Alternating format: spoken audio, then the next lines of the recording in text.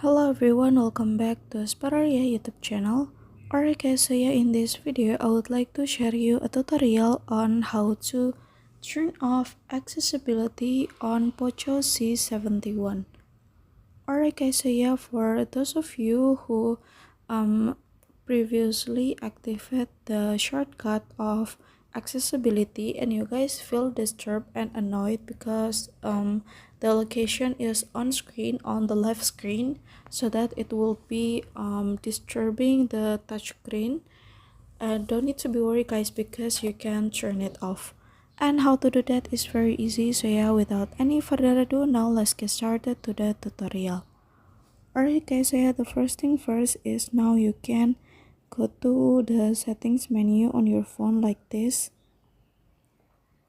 and then after that now you can scroll down and you can find accessibility menu, and then scroll down and go to accessibility menu, and this is the shortcut. You can turn it off by turning off the accessibility menu.